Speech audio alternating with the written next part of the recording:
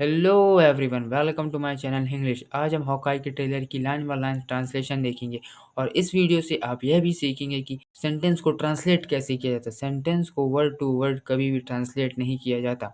Sentence का translation उसके sense पर डिपेंड होता है। सेंस यानी कि उस सेंटेंस को किस सिचुएशन में और किस तरह से बोला गया। अगर आप ये सब सीखना चाहते हैं तो इस वीडियो को एंड तक जरूर देखिए।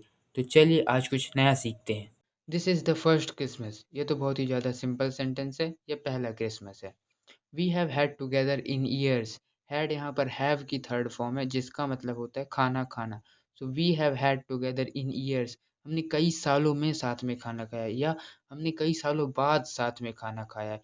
This is the first Christmas we have had together in years. कई सालों में ये पहला क्रिसमस है जब हमने साथ में खाना खाया है। I love you guys. अरे ये तो वर्ल्ड फेमस सेंटेंस है। इसके बारे में जानता कौन नहीं है। बस इसमें एक नई चीज़ है, गाइस। गाइस आपके दोस्त भी हो सकते हैं या आपके कोई करीबी हो सकते हैं। तो आई लव यू गाइस, मैं तुम लोगों से प्यार करता हूँ। I am making up for some lost time. Make up for यह एक नई चीज़ है जिसे हम फ्रेजल वर्ब कहते हैं। मेक अप फॉर यानी कोई पुराना काम जो कोई व्यक्ति किसी कारणवश पहले नहीं कर पाया है, इसलिए वह उस काम को अब कर रहा है। और सम लॉस्ट टाइम यानी कुछ ऐसा समय जिसे मैंने खो दिया है, लॉस्ट कर दिया, कुछ पुराने लम्हे। So I am making up for some lost time. मैं कुछ पुराने लम्हों को जी रहा हूँ। Authorities are wondering. अथॉरिटीज मतलब अधिकारी या कोई संस्था जो शहर को चलाती है। वंडरिंग वंडरिंग यानी डाउट करना या संदेह करना। अथॉरिटीज आर वंडरिंग, अथॉरिटीज को संदेह है।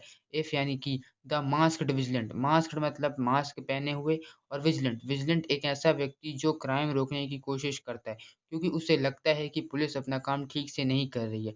हम इन्हें रक्षक भी कह सकते हैं, लेकिन यहाँ पे दो प्रकार के रक्षक हो सकते हैं, एक पॉजिटिव एक नेगेटिव, लेकिन यहाँ पर नेगेटिव वाला है, याद रखना। Who terrorised the city's underworld. Terrorised मतलब तहलका मचा देना, उथल पुथल कर देना या आतंक मचा देना। अंडरवर्ल्ड अंडरवर्ल्ड यानी क्राइम की दुनिया। Who terrorised the city's underworld जिसने क्राइम शहर की क्राइम की दुनिया में तहलका मचा दिया था, इज बैक वापस आ गया है। Authorities are wondering if the masked vigilant who terrorized the city's underworld is back. Authorities को संदेह है कि मास्क वाला रक्षक जिसने शहर की क्राइम की दुनिया में तहलका मचा दिया था वह वापस आ गया है। The past has caught up with मी। इसे आप ऐसे समझिए जैसे आपने कि पास्ट में कोई गलती की और उसका परिणाम आपको बार बार भुगतना पड़ रहा हो, तो आप क्या कहेंगे? The past has caught up with मी यानी जो मैंने गलती पहले की थी वह मुझसे चिपक ही गई है, मुझे उसका परिणाम बार बार भुगतना पड़ रहा है। यहाँ पर कॉट कॉट कैच की थर्ड फॉर्म है। So the past has caught up with me. Past मुझसे चिपक ही गया है। Should we be worried. क्या हमें चिंता करनी चाहिए या क्या हमें चिंतित होना चाहिए? No no it's nothing.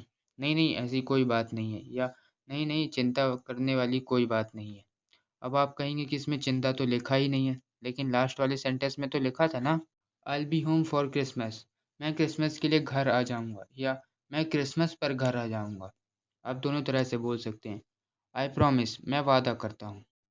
अच्छा, आप इस ट्रेलर के बीच बीच में एक गाना सुनेंगे। यह गाना थोड़ा पुराना है जिसे एंडी विलियम्स ने गाया था। अगर आप इस गाने को सुनना चाहते हैं तो मैंने उसकी लिंक डिस्क्रिप्शन में दे दी है, आप वहाँ से जाके सुन सकते हैं। मैं इसकी 2-3 लाइन का सेंस आपको समझा देता हूँ। मैं आपको एक फैक्ट बता देता हूँ कि जब भी हम इंग्लिश की पोयम या किसी सॉन्ग की बात करते हैं तो उस पे हम ग्रामर को इग्नोर कर देते हैं क्योंकि राइमिंग के चक्कर में ये राइटर्स ग्रामर पे इतना ज़्यादा फोकस नहीं करते। It is the most wonderful time of the year. यह साल का सबसे अद्भुत समय है। विद द किड जिंगल बेलिंग यानी बच्चों के घंटी बजाने के साथ, यानी बच्चे घंटी बजा रहे हैं उनके साथ ये साल का सबसे अद्भुत समय है। And every one telling you. यहाँ पर एवरी वन के बाद इज आना चाहिए लेकिन यहाँ पे लगा नहीं है, लेकिन आप उसे मान के चाहिए कि यहाँ पर लगा हुआ है। तो every one is telling you, सब तुम्हें बता रहे हैं कि बी ऑफ गुड चेयर। ये एक बहुत ही अच्छा पैटर्न है, इसे मैं किसी और वीडियो में समझाऊंगा। फिलहाल के लिए आप ये मान लीजिए कि अच्छे काम करो, इसका मतलब होगा अच्छे काम करो। व्हेन आई वोर दिस सूट। वोर वियर की सेकंड फॉर्म है जिसका मतलब होता है पहनना, और सूट सूट एक ऐसा कपड़ा जो यूजुअली सुपर हीरोज पहनते हैं। व्हेन आई वोर दिस सूट, जब मैंने इस सूट को पहना। I made a whole lots of enemy. Enemy यानी दुश्मन। I made a whole lots of enemy. मैंने बहुत सारे दुश्मन बना लिए। तो इसका सेंस कुछ ऐसा होगा, जब मैंने इस सूट को पहना मैंने बहुत सारे दुश्मन बना लिए। You are Hawkeye. ये बहुत ही सिंपल सेंटेंस है, लेकिन इसको बोलने का तरीका थोड़ा अलग है। यू आर हॉकाई, तुम तो हॉकाई हो। Who the hell are you. यहाँ पर हेल हेल जब भी किसी भी सेंटेंस में यूज हो तो आप समझ लेना कि वह सेंटेंस इनफॉर्मल वे में यूज हुआ है। मीन्स अगर आप किसी सेंटेंस में हेल लगा रहे हैं तो आप उस सेंटेंस को किसी अपने बड़े के साथ यूज नहीं कर सकते। वह आप अपने फ्रेंड्स के साथ या आपके जो भी छोटे हैं उनके साथ यूज कर सकते। So who the hell are you, लेकिन तुम कौन हो। Some people have actually called me the world's greatest Archer.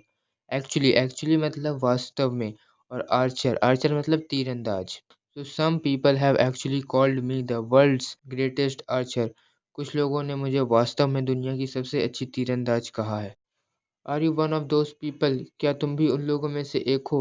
उन लोगों से मतलब जो तुम्हें अच्छा तीरंदाज कहते हैं। हे बेब्स, हाय बेटा, I should be back in a day और टू।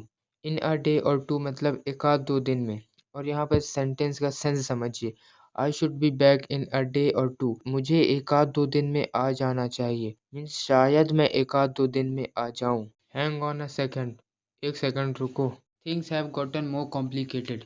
ये एक प्रेजेंट परफेक्ट टेंस का सेंटेंस है और गॉटन गेट की थर्ड फॉर्म है। और कॉम्प्लिकेटेड कॉम्प्लिकेटेड मतलब जिसे सॉल्व ना किया जा सके, बहुत ही मुश्किल।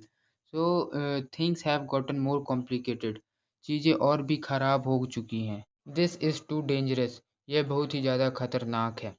डेफिनेटली नॉट दिस वन, लेकिन ये वाला बिल्कुल भी नहीं है। यू डोंट हैव टू से डेफिनेटली लाइक दैट। तुम्हें डेफिनेटली यह वर्ड इस तरह से बोलने की कोई ज़रूरत नहीं है। होली शिट, यह एक एक्सप्रेशन है। जब हम मुसीबत में पड़ते हैं तो जो हमारे मुंह से सबसे पहले निकलता है उसे हम होली शिट कह सकते हैं। जैसे अगर मैं अपना बताऊं तो अरे बाप रे, होली शिट, अरे बाप रे। आप मुझे कमेंट करके ज़रूर बताइएगा कि जब आप मुसीबत में होते हैं तो आपके मुंह से क्या निकलता है। दिस इज़ सम क्रिसमस, यह कुछ कुछ क्रिसमस लग रहा है। या हम इसे ऐसे भी कह सकते हैं कि लगता है क्रिसमस आ गया। अगर आपने वीडियो एंड तक देखी है तो मैं आपसे रिक्वेस्ट करूंगा कि प्लीज़ आप जाकर हॉकाई का ट्रेलर देखें। लिंक मैंने डिस्क्रिप्शन में दे दी है। और मुझे उम्मीद है कि इस बार आपको ट्रेलर की एक एक वर्ड, एक एक लाइन समझ में आएगी। अगर फिर भी आपको कहीं दिक्कत होती है तो आप मुझे कमेंट कीजिए, मैं उसका आंसर दूंगा। सो मिलते हैं एक नई वीडियो के साथ। Bye bye.